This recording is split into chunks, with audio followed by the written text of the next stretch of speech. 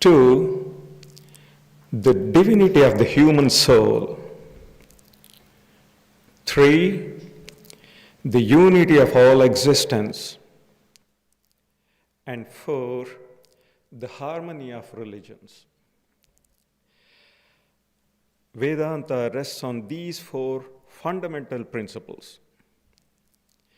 I won't, however, be dealing with these in this talk. These have been the themes, directly or indirectly, of most of our talks and retreats. But I'd like you to please keep them at the back of your minds because they provide the Vedanta perspective of things.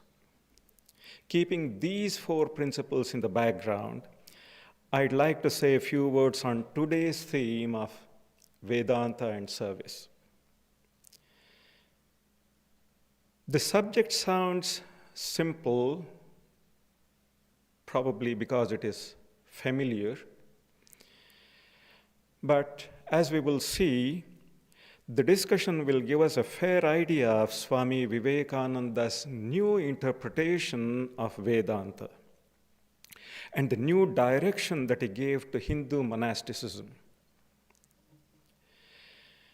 As I was preparing this talk, one thing that almost immediately came to mind was the well-known verse attributed to the great Shankaracharya, where he says, Shlokardhena pravakshyami yaduktam grantha kotibhihi. I can tell in half a verse what has been said in a million texts. Brahma satyam jagan mithya jivo brahmaiva naparah.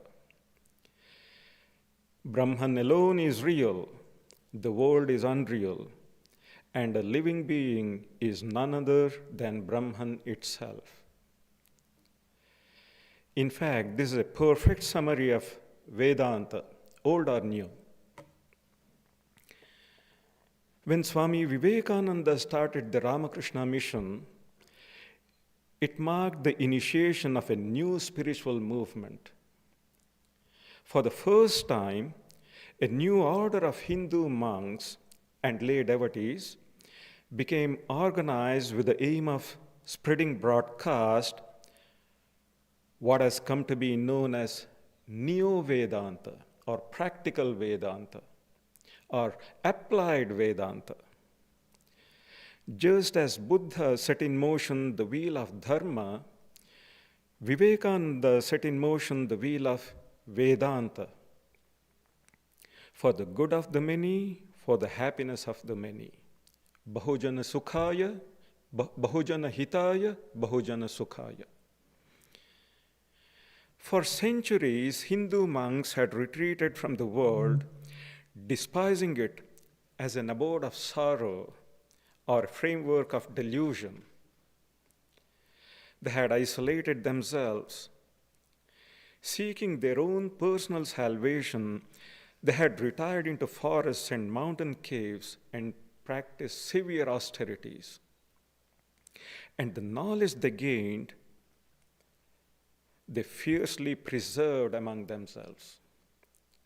They were afraid that it would be misunderstood by the masses. What happened as a result was spiritual leadership of society fell into the hands of corrupt priests, idle philosophers, and callous theologians.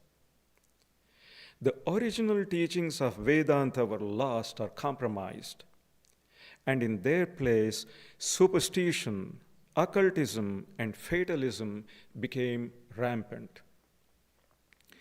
Hindu philosophers and theologians became expert only in speculation and refused to acknowledge reality.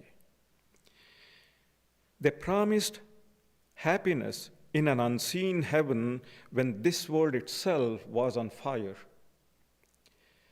Their Brahman was a distant, cold reality. Their gods seemed indifferent to human concerns. The misery and degradation of the masses meant nothing to these philosophers. And by founding the Ramakrishna Mission, Swami Vivekananda led people into a new era of optimism and hope. Inspired by his shining example, a new generation of monks sprang forth to make the ideal of practical Vedanta an actual universal reality. And to them, Swamiji gave this motto: for one's own salvation and for the welfare of the world. Atmano mokshartham jagadhitaya cha. So this is, in short, how the Vedanta of the forests and mountain caves came to the towns and villages. Today, the mission has become world famous for its wide range of social welfare activities. It stands as a tower of hope for people everywhere.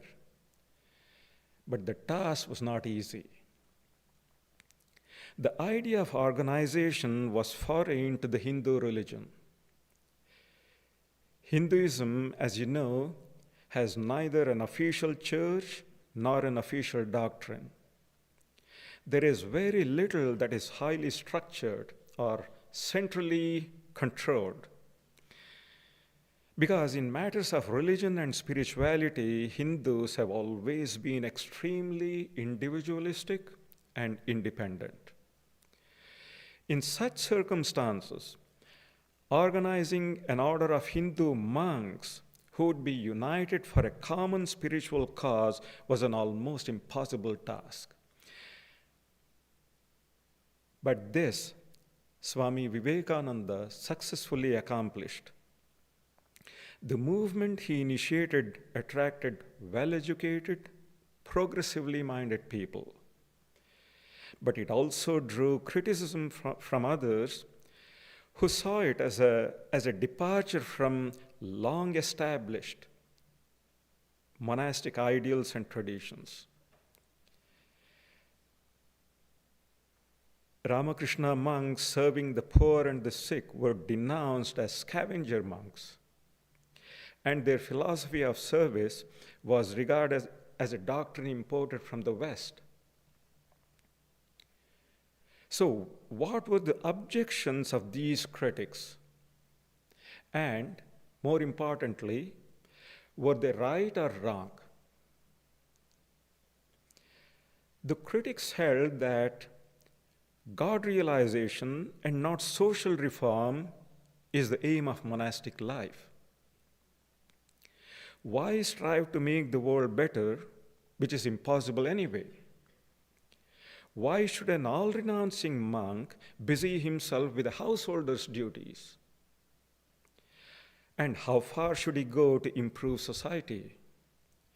A monk's primary identity should be as a man of God and not as a good social worker. He must renounce the world, not try to reform it. His main concern is to discover his own real self rather than curing the troubles of the world. A spiritual quest that is centered in man and not in God is a questionable one. Humanitarian work is all very well, but there is the danger of its replacing the spiritual goal. Because of too much contact with the world, the monk is likely to neglect his monastic vocation. Despite his sense of viveka, his sense of discrimination, he may become tainted by the world and succumb to its temptations. So, God realization must come first before doing good to the world. The critics said, even Sri Ramakrishna never tired of repeating this. Of course, the sight of human suffering always overwhelmed Sri Ramakrishna, and of course he exhorted his disciples to alleviate that suffering. Still, there is no denying that his main emphasis was on God realization. For the simple reason that no one can really do good without first being good. Yet another criticism sounds more modern, and for that reason, so much the cleverer. All organized religious movements tend to become authoritarian, dogmatic, and sooner or later overstructured. They discourage experimentation and innovation and curb individual freedom. No doubt the average person gets some initial impetus and support, but spiritual persons of high caliber become rare. And precisely because they don't tolerate freedom and innovation, religious institutions sow the seeds of their own decline.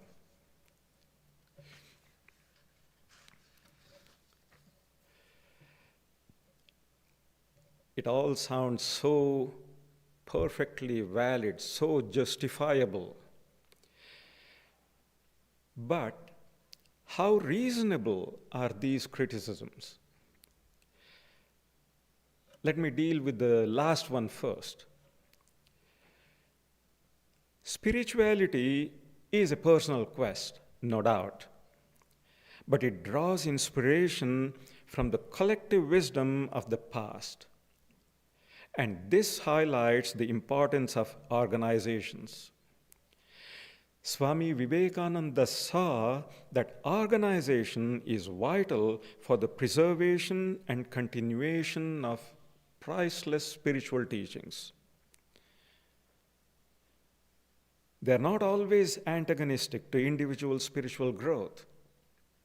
On the contrary, they save the individual from becoming whimsical and licentious in the name of freedom. There's a great difference between discouraging freedom and channeling it in the proper direction.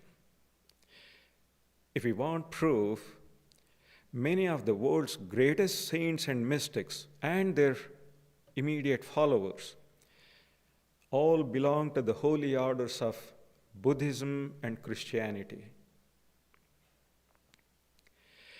Now, as for the objections of the so-called orthodox, these critics only represent a decadent orthodoxy. They are mostly people who are unable to change with the times, who have always opposed new ideas, who have always been afraid of new challenges. Everybody has to follow convention. Everybody has to conform to set beliefs. Everybody has to do what they do. If they don't, they are regarded as adventurers. Even Buddha was branded a heretic, and St. Francis was condemned as unorthodox. So it is no surprise that Vivekananda also met with the same attitude. It took a long time for convention-bound Hindu society to understand the value of his message and accept it fully.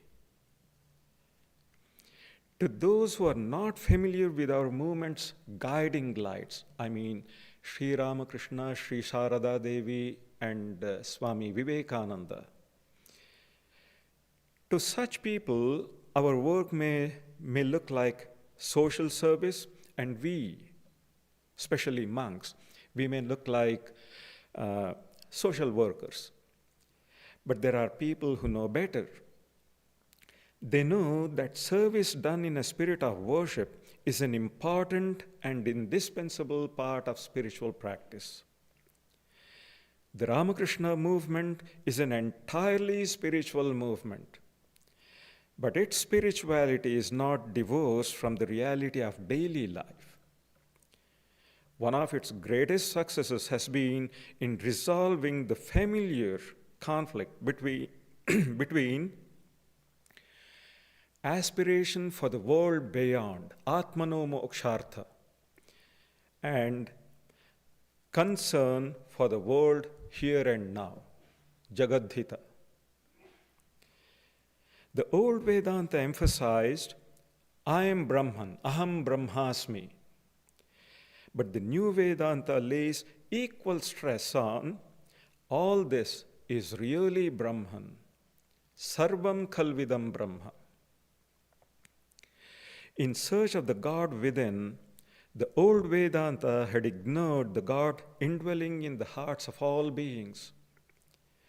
The quest for self-realization had made many spiritual aspirants extremely self-centered.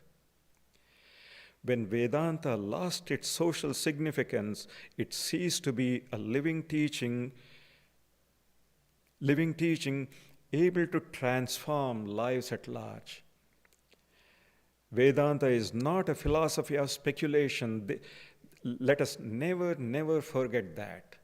Vedanta is not a philosophy of speculation, it's a philosophy of action and realization. And it is the gospel of service that makes Vedanta alive once again. Service to humanity is the highest worship of God. Selflessness is the greatest virtue, and self-sacrifice is the supreme austerity. Swamiji said, unselfishness is God, and selfishness is the devil incarnate in every person. For the good of the many, for the happiness of the many, is the sannyasi born. To be in the world, but not to be of it, is the true test of the sannyasi. So we see that the Ramakrishna Mission's service activities are not an exotic adventure of Vivekananda. Neither is it an idea borrowed from the West. It is in keeping with the very essence of Vedanta. It was Sri Ramakrishna himself who inspired Swami Vivekananda and commanded him to work for the good of the world. Because seeing God in all beings and worshipping Him there in the hearts of all beings through selfless service, that is the final word of Vedanta. This kind of service is not social service or humanitarian work. It is actually worship of the living God shining in every heart. It's a way of spiritual living that in no way compromises the goal of one's own liberation. According to Vedanta, self-knowledge alone can set us free. But this knowledge cannot be attained miraculously. It requires great self-purification. And self-purification can only come through selfless action, which includes all forms of action, not just prayer and meditation. If selfish actions create bondage for the soul, unselfish actions break the bonds. The results of selfish actions have to be countered by unselfish actions, not merely by thoughts. On a higher level, service is nothing but an expression of knowledge and devotion, or knowledge and love. The knowledge that chills the heart is no self-knowledge. The devotion that sees God only in temples denies God's omnipresence. The meditation that does not connect one with all is something mechanical. Not only this, on the highest level, liberation is not merely freedom from delusion and limitation. Liberation is also an ascent to universal consciousness, where one sees one's own self in all and all in one's own self. The Bhagavad Gita itself describes the supreme yogi as one who looks upon the joys and sorrows of all beings as one's own and is ever engaged in the welfare of all living creatures. So, everybody has to work. While saints work out of love and compassion, we sadhakas, aspirants, we should work for self-purification. And where is Karma Yoga practiced? Not in the isolation of a forest or a cave, of course. Work as a spiritual discipline is best practiced in the world, in the midst of obstacles, in the presence of temptations. The dancer is tested on the stage, and the yogi is tested in the field of action. Let me quote from one of Swami Turiyanandaji's letters.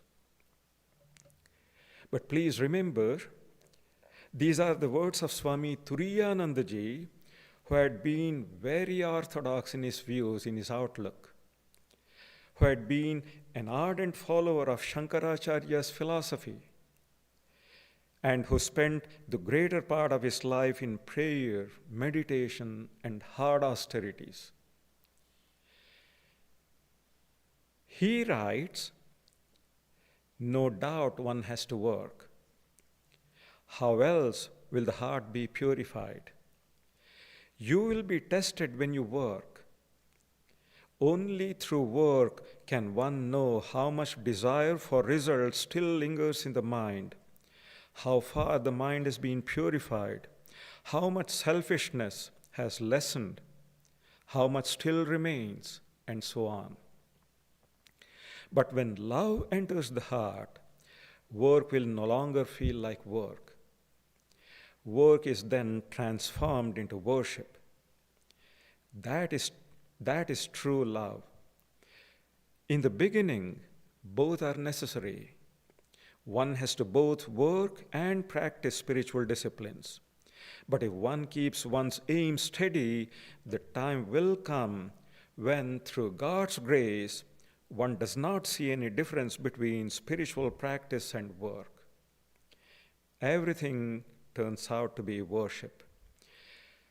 No difference is then felt between work and spiritual practice because the Lord permeates everything." So this is what Swami Turiyanandaji says. We just heard that the Ramakrishna Mission is a purely spiritual organization, and resolving the conflict between the sacred and the secular has been one of its greatest successes. How has it achieved this harmony? How does it manage to work in society and yet remain out of it? How is it able to accept social realities without getting entangled in them? That is because the mission's functioning is firmly grounded upon certain spiritual principles. There lies the secret of its success. What are those basic spiritual principles? First of all, every problem has a spiritual solution, and only a spiritual solution for that matter, because every problem is basically a spiritual problem. All other so-called solutions are just temporary patch-ups. They don't really solve the problems, but only suppress the symptoms for the time being. If there is a solution that strikes at the very root of any problem and solve it fully and finally, then it has to be a spiritual solution. So, what is the basic problem? Vedanta has said it once for all. Ignorance or forgetfulness of our true spiritual nature. All other problems at all levels of existence stem from this basic problem. So what is the solution? It can only be knowledge. Only knowledge of the self can remove the problem of ignorance about the self. Only light can dispel darkness. So, self-knowledge is what we need most. But before that, we need favorable conditions in which that knowledge can be acquired. Swamiji famously said that there can be no religion on an empty stomach. It is only when the minimum requirements for a life of dignity are met that a person will have the time or the inclination for self-knowledge. Then again, a decent life is not the whole story. For healthy development, a person also needs parental love, careful upbringing, good companions, and wholesome habits.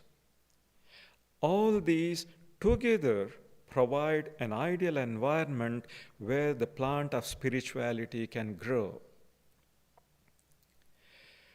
Then comes the question of helping others or improving the world. This world has existed for thousands upon thousands of years. We speak of civilization, progress, and so on, but little has changed except on the surface.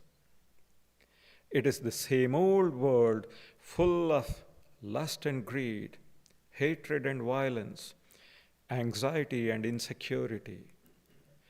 Though it must also be said that they are to some extent counterbalanced by purity and strength, love and peace, faith and courage. But the problems have remained much the same, only their forms change from time to time, and that's all. The basic existential problems like fear, guilt, emptiness, meaninglessness, and death, these haven't even changed in form. So even after having evolved over thousands of years, the world hasn't essentially changed, and it is not likely to change either. The insight into this unchanging nature of the world made Swamiji compare it to a dog's curly tail, which can never be straightened. So, is there any point in trying to improve the world at all? Yes and no. No, because the world cannot change its essential nature. But yes, because in trying to improve the world, we really improve ourselves. The world will always be a mixture of good and evil. If we look a little deeply, we will see that it doesn't need our help at all. The world can go on quite well without us. Still, we must try to help the world because in helping it, we really help ourselves. And it is not that the world cannot be improved at all. Only the improvement is always local and temporary. The dog's tail cannot be straightened for the very reason that it is a dog's tail. It is the same with the world. It is not designed to be perfect, but it is perfect for the purpose purpose it is meant to serve, for perfecting ourselves. So, if we focus exclusively on the world, there is the danger of losing sight of God altogether. The Vedas say this world is only a very tiny part of God. God is too vast, too subtle for our understanding. Yet it is possible for us to see Him here and now. After projecting this universe out of Himself, God is said to have entered into every tiny bit of it. He is within us, and He is within every single thing that we see around us. Every person is God in human form, a living God. This changes everything. The world is not an abode of sorrow or a framework of illusion or a gateway to hell. It is a most blessed place of worship where we can love and serve the living God. This seeing the living God inside and outside transforms our life, our attitude both towards ourselves and towards others. It spiritualizes our everyday life. Every pure thought becomes a prayer, and every selfless action becomes an act of worship. And this ideal removes the unnecessary conflict between the so-called sacred and the so-called secular. As a matter of fact, one of Swami Vivekananda's greatest accomplishments was to convert Advaita Vedanta into an integrating, comprehensive, dynamic, and practical philosophy which enables people to solve not only their day-to-day problems, but also the socio-economic and political problems of a nation. So what he did first was play down the doctrine of Maya, which had become extremely important, almost basic. Then he pointed out that if Brahman was the only reality, then not only the highest superconscious realization, but also every activity was a self-revelation of Brahman itself. It is Brahman itself that is manifesting through all our thoughts and actions, through every stream of life, though we may not be aware of all this. For Swamiji, life itself was religion, and living was a progressive self-revelation of Brahman.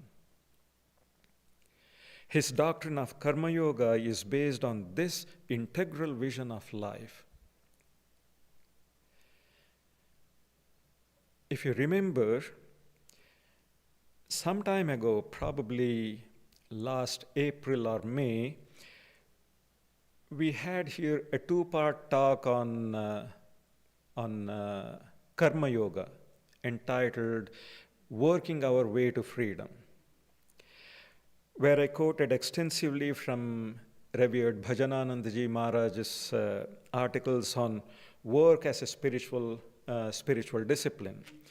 These articles appeared in our Prabuddha Bharata magazine of 1979-1980. In one of those articles, Maharaj makes a very insightful observation. He writes, work, education, and religion. Work, education, and religion are the three pillars of culture. Swamiji has given us clear definitions of education and religion. Education is the manifestation of the perfection already within man. And religion is the manifestation of the divinity already within man. The definitions are very similar to each other. And since this is so, Bhajananandaji says, it is quite reasonable to suppose that his definition of work wouldn't have been much different had he defined it. That is to say, like education and religion, work also is a process of removing the coverings of the soul. In his famous Karma Yoga lecture, Swami Vivekananda says, Eastern philosophy speaks of knowledge as inherent in man. Therefore, what we say a person knows should, in strict psychological language, be what that person discovers or unveils. What one learns is really what one discovers by taking the cover off one's soul, which is a mine of infinite knowledge. Knowledge already exists in the mind like fire in a piece of flint. Suggestion is the friction that brings it out. These are Swami Vivekananda's words.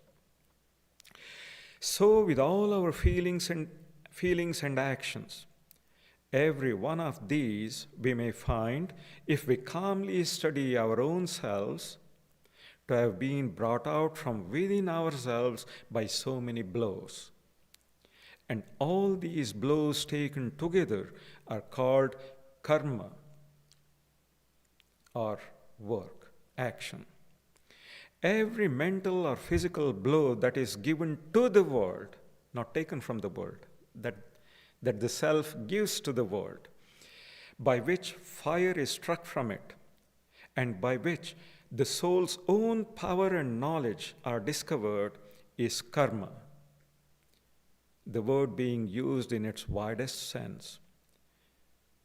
Thus, Swamiji says, thus we are doing karma all the time. Now, Bhajananandaji explains this passage. He says, for Swamiji, work too, like education and religion, is a means of experience.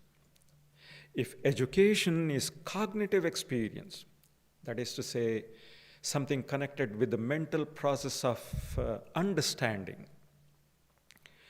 If education is cognitive experience and religion is supersensuous experience, then work is conative experience. Conative experience means something connected with the mental process that makes us want to do something or decide to do something. In Western thought, experience is a passive phenomenon. Knowledge enters the mind from outside like light enters a camera. But according to the Indian Sankhya Vedanta philosophy, cognition is an intentional act. It is a movement from within towards the external world. In every experience, the self issues forth and strikes the object. And it is the light of the self that reveals the object. So every experience is actually a kind of self-revelation. We, however, are not aware of this wonderful truth because of our identification not with the self, but with the mind and its modifications. A person who identifies themselves with the higher self, one who constantly practices drishya viveka, that is, discrimination between the seer and the seen, such a person sees that every experience, every act intensifies their awareness of the higher self. This idea is elaborated in the Kenopanishad. So, Bhajananandaji writes, it is this idea that every activity involves experience, and every experience is a process of self-revelation that lies at the foundation of Swamiji's doctrine of Karma Yoga. But in order to know the truth of this doctrine, one must always be alert and wide awake, must practice constant discrimination and be always calm and reflective.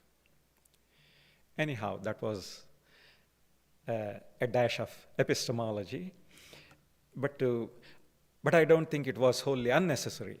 It is very relevant. But to return to our main theme, these are the main spiritual principles that have shaped the thinking and guiding shaped the thinking and guided the working of the Ramakrishna Mission. 1.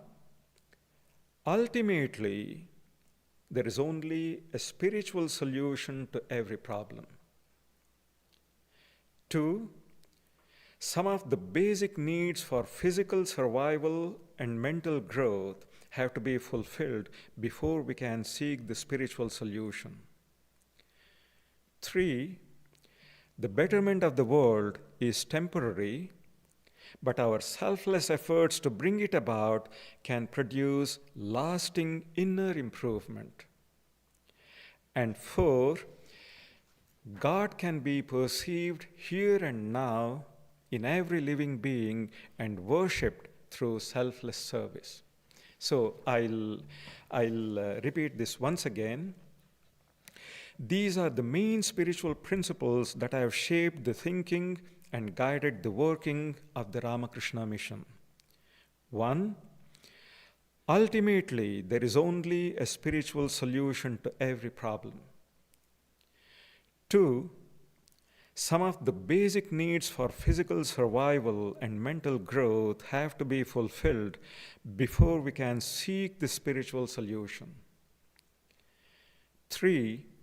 The betterment of the world is temporary, but our selfless efforts to bring it about can produce lasting inner improvement. And 4. God can be perceived here and now in every living being and worshipped through selfless service. Now we can understand the Ramakrishna Mission's activities from a better perspective. Let us work our way backwards. First, seeing the living God. So how does the mission do it? I said the mission's so-called social work is, in fact, a spiritual activity, and nothing but a spiritual activity, because it is only an expression of the effort to see God everywhere.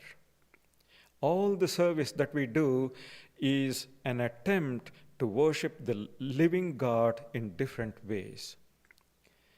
And it is all done as sadhana, as spiritual discipline, selflessly, without any hidden agenda.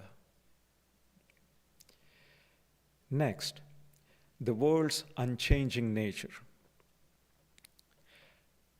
Monks and devotees of the Ramakrishna Mission who are engaged in the mission's work know perfectly well that it is impossible to straighten the world.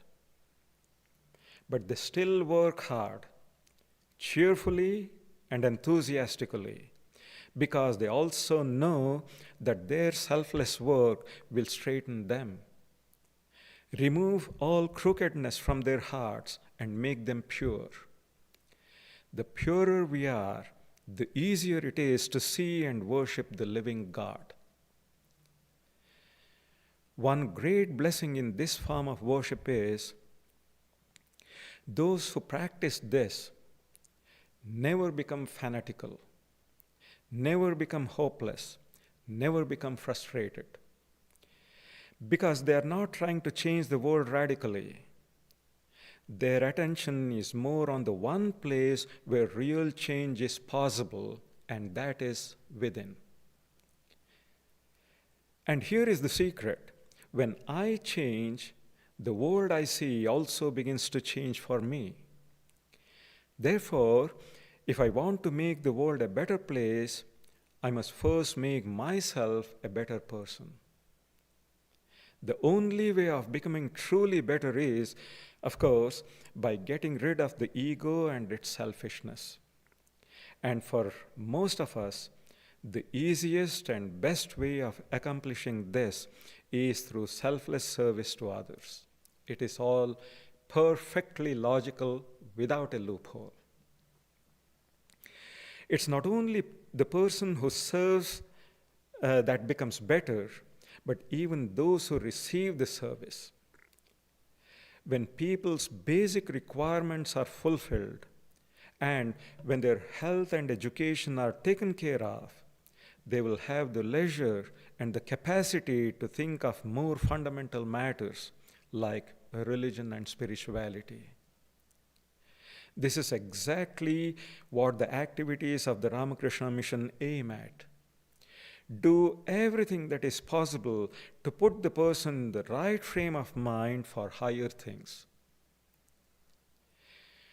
To those who are already pursuing the spiritual solution, the mission provides authentic help through its wide range of literature, facilities for practicing prayer and meditation, and through counseling and spiritual guidance.